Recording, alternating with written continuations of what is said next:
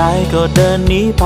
ไกลผู้คนที่วุ่นวายหากเหนื่อยกายก็ลองพักลงตรงที่ใจมันผ่อนคลายหากวันนี้ชีวิตที่ฝัน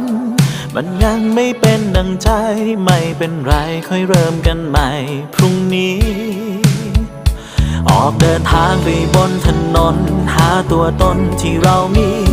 ว่าวันนี้ชีวิตที่ดีมันมีความสุขอยู่จริงไหมสิ่งที่ใจเราไขว่คว้าได้มาเพราะถูกใจหรือเพียงหวังให้ใครต่อใครเขาถูกใจทิ้งมันไปก่อนตอนที่ใจหวังในบางครั้งความคาดหวังก็ทำให้เรานั้นทุกข์ใจวางมันไปก่อนตอนที่ใจทุกข์สุขที่แท้อาจไม่มีแม้สิ่งใด